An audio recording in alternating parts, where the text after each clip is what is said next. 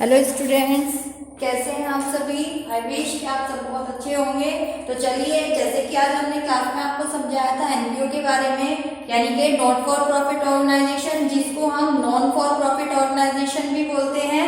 और जैसे कि मैंने आपको समझाया था कि ये जो ऑर्गेनाइजेशन होते हैं किस पर्पज के लिए इनको ओपन किया जाता है, और फाइनली ये जो ऑर्गेनाइजेशन होते हैं इनको भी अपनी बैलेंस शीट को प्रिपेयर करना होता है, फाइनेंशियल स्टेटमेंट्स इनको भी अपने बनाने होते हैं, और कौन कौन से अकाउंट्स हैं जो इनकी फाइनेंशियल स्टेटमेंट को प्रिपेयर करने की कंडीशन में हम लोग ओपन करते हैं।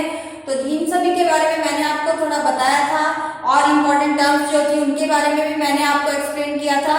तो चलिए आज देखते हैं कि किस तरह से हमें यहाँ पर जो फाइनेंशियल स्टेटमेंट्स हैं हमारे इन केस ऑफ एनपीओ, उसमें किस तरह से हम इनको इन अकाउंट्स को मेंशन करते हैं। ठीक है, तो जैसे कि मैंने आपको क्लास में समझाया था, सबसे पहले तो हम बात करते हैं यहाँ पर रिसीप्ट और पेमेंट अकाउंट की। ठीक है, सबसे पहले हमें कौन सा अकाउंट यहाँ पर ओपन करना होता है, रिसीप्ट एंड पेमेंट अकाउंट, जिसका फॉर्मेट भी मैंने आपको समझाया था और बताया था कि ओवरऑल जितने भी बैलेंस होते हैं, चाहे वो ड्यूरिंग ईयर से रिलेटिव हो, चाहे वो लास्ट ईयर से रिलेटिव हो, चाहे वो नेक्स्ट ईयर से रिलेटिव हो, जितने भी बैलेंस हैं हमारे सभी हम रिसीप्ट एंड पेमेंट अकाउंट में शो ऑफ करते हैं। ओवरऑल एडजस्टमेंट्स को यहाँ पर शो ऑफ नहीं किया जाता है। और बात करते हैं मीन्स जहां जहां से कैश हमारे पास में आ रहा है या जिस कंडीशन में कैश हमारे पास से जा रहा है, overall all these conditions are show into the case of receipt and payment account. इन सबको हम यहाँ पर शो ऑफ करेंगे। तो मैंने यहाँ पर एक क्वेश्चन लिया है, ठीक है, और ये क्वेश्चन नंबर 1 ही है, आपकी बुक का क्वेश्चन नंबर 1 है, इसको मैंने यहाँ नोट किया है। And with the help of this चलिए देखते हैं कि कैसे हम अपना रिसीप्ट और पेमेंट अकाउंट को मेंशन करते हैं, बनाते हैं उसको हम यहाँ पर। तो मैंने आपको समझाया था कि रिसीप्ट एंड पेमेंट अकाउंट का क्या होता है, ओपनिंग बैलेंस होता है। अकॉर्डिंग टू दिस हम क्या करते हैं, यहाँ पर इस ओपनिंग बैलेंस को भी रखेंगे और इस अकाउंट का हमारा क्लोजिंग बैलेंस भी होता है। ठीक है, तो सबसे पहले हमें यहाँ पर क्वेश्चन में क्या दिया हुआ है, कैश इन हैंड, यानी कि opening balance of receipt and payment account.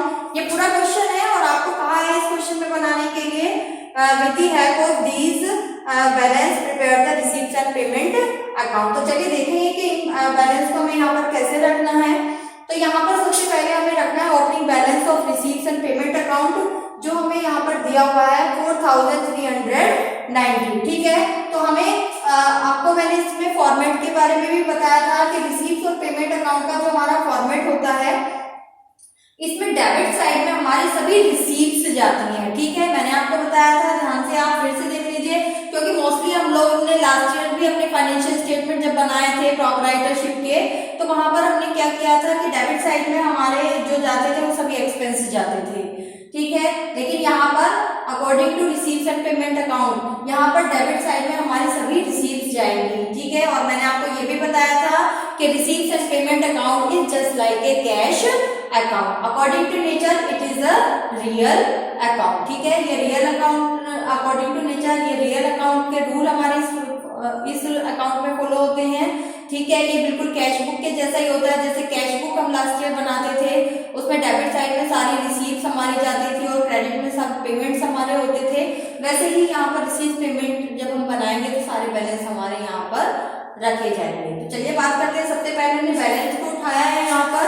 ठीक है, ये हमने ओपनिंग बैलेंस लिखा है यहाँ पर, कैश का जो हमें दिया हुआ था 4390। ठीक है, इसको हमने डेबिट साइड में शो ऑफ किया है, और डेबिट में अकॉर्डिंग टू फॉर्मेट हमारा क्या लिखा है, मैंने यहाँ पर पार्टिकुलर नहीं लिखा है, क्या लिखा है, इट्स रिसीप्ट्स।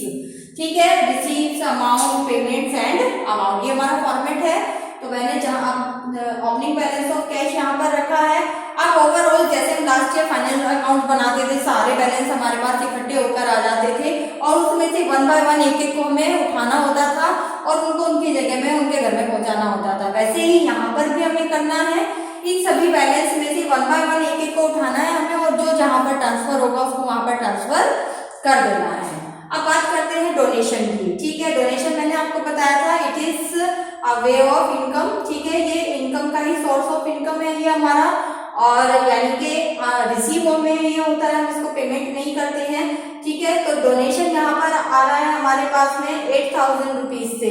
तो डोनेशन रिसीव होता है, तो डोनेशन को हमने रिसीव साइड रखा है यहाँ पर। ओवरऑल 1 बाय देने हैं। फिर आता है हमारे पास एंट्रेंस फीस। एंट्रेंस फीस भी इनकम का ही सोर्स होता है, तो वो भी रिसीव होता है, उसको भी हम रिसीव साइड दिखा देंगे। हमने यहाँ पर एंट्रेंस फीस को भी शो ऑफ कर दिया है। इलेक्ट्रिसिटी चार्ज है हमारे पास में, हम इलेक्ट्रिसिटी चार्ज को पेमेंट है, एक्सपेंस है, उसको हम पेमेंट साइड में शो ऑफ करेंगे।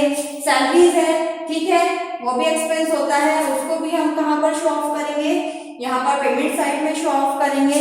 फिर आता है हमारे पास में इंटरेस्ट रिसीव ऑन इन्वेस्टमेंट, ठीक है। Interest receive on investment means यहाँ पर इन्वेस्टमेंट से हमें इंटरेस्ट रिसीव हो रहा है, तो overall it is revenue receive, तो इसको भी हम यहाँ पर शो ऑफ करेंगे, ठीक है। तो हमने यहाँ पर दिखा दिया है इंटरेस्ट रिसीव ऑन इन्वेस्टमेंट। उसके बाद में आता है हमारे पास एक बैलेंस पेटी एक्सपेंस, ठीक है। एक्सपेंस है तो उसको हम कहाँ पर शो ऑफ करेंगे, ये देखिए हमने यहाँ पर पेटी एक्सपेंस को भी शो ऑफ कर दिया, इट इज एक्सपेंस, ठीक है।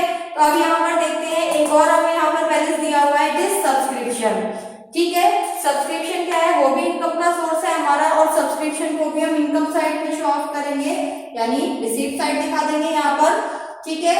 सब्सक्रिप्शन को हमने रिसीव साइड शो ऑफ कर दिया है।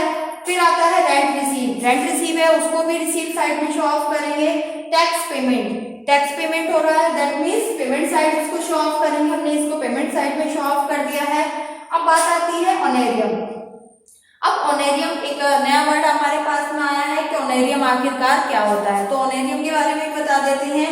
Honorarium is also an expense, ये भी हमारा एक्सपेंस है, इसको भी पेमेंट किया जाता है, लेकिन इसको किसको पेमेंट करते हैं, ऑनरेरियम किसको पेमेंट किया जाता है। ऑनरेरियम यहाँ पर पेमेंट करने की कंडीशन होती है, फॉर एग्जाम्पल जस्ट लाइक कि अगर मैं आपको टीचिंग कर रही हूँ, टीचिंग करने के लिए हो सकता है कि बाहर से आपको फॉर द प्रैक्टिस आपको कोई एक्सटर्नल कोई एजुकेशन दी जा रही है फॉर देयर प्रैक्टिस, या फिर आपको प्रैक्टिस कराई जा रही है, उसके लिए बाहर से अगर कोई एक एक्सपर्ट है जिसको हम बुला लेते हैं कभी 2 महीने में, 4 महीने में या 6 महीने में, ठीक है, कभी हम उनको यहाँ पर बुला लेते हैं, and on the behalf of this अगर हम उन्हें कोई अमाउंट पेमेंट कर रहे हैं, ठीक है, तो उस अमाउंट को हम बोलते हैं ऑनरेरियम, ठीक है। तो वैसे ही जो एनपीओज वगैरह होते हैं, ऑर्गेनाइजेशन जो होंगे आपके नॉट फॉर प्रॉफिट ऑर्गेनाइजेशन, तो वहां पर भी सपोज दैट बाहर से किसी को भाषण देने के लिए बुला लिया जाता है, मीन्स फॉर द लेक्चर के लिए अगर किसी को बुला लिया जाता है, तो on the behalf of this हम उस स्पेशल पर्पज को, जिसको हमने किसी स्पेशल वर्क के लिए बुलाया है, तो पेमेंट जब हम उसको करते हैं तो उसको ऑनरेरियम बोलेंगे। सो इट इज एक्सपेंस, तो उसको भी पेमेंट साइड में शो ऑफ करेंगे। Printing and stationery, you know very well, it is expense, so payment side में उसको शो ऑफ करेंगे। Insurance premium is also expense, तो उसको भी हम क्या करेंगे, यहाँ पर पेमेंट साइड में शो ऑफ कर देंगे। तो ओवरऑल इन सभी बैलेंस में से 1 बाय 1 एक एक बैलेंस को आपको सिलेक्ट करना है और उसको उसकी जगह पर पहुंचा देना है। मीन्स जो रिसीव्स हैं उनको रिसीव साइड दिखा देंगे, जो पेमेंट्स हैं उन सभी को पेमेंट साइड में शो ऑफ करेंगे। ओवरऑल हमने आपको बताया था कि रिसीव पेमेंट का अगर ओपनिंग बैलेंस है तो क्लोजिंग बैलेंस भी होगा, और हमने ये भी बताया था कि अगर क्वेश्चन में कैश बैंक दोनों दिया है, क्लोजिंग में कैश और बैंक का भी बैलेंस आएगा आपका। सो इन दिस केस अगर बैंक का ओवरड्राफ्ट आपको यहाँ पर दिया हुआ है, तो बैंक का ओवरड्राफ्ट की कंडीशन में उसका ओपनिंग बैलेंस क्रेडिट साइड में जाएगा and the closing balance showing to the debit side, ठीक है, वहां पर उसको डेबिट साइड में दिखाएंगे, ठीक है। तो इस तरह से आपको इसको कंप्लीट करना है क्वेश्चन को। एंड ओवरऑल बाद में बात करते हैं कि यहाँ पर हमने कहा था क्लोजिंग, तो सारे बैलेंस हमने रखे हैं, and debit side of this is over then the credit, so the difference raise into the credit side, ठीक है। क्रेडिट साइड में हम डिफरेंस को यहाँ पर फाइंड आउट कर रहे हैं, जो हमारा आ जाता है 33,000। तो इस तरह से ये क्वेश्चन आपका कंप्लीट होता है, और 2-3 क्वेश्चन आपको चैप्टर में दिए हुए हैं रिसीव पेमेंट के, तो वहां पर उनको आपको करना है with the help of this. और अगर आपको नहीं कुछ समझ में आता है, कोई प्रॉब्लम होती है, कोई टॉपिक क्लियर नहीं होता है, तो आप मुझे मैसेज कर सकते हैं, कॉल भी कर सकते हैं।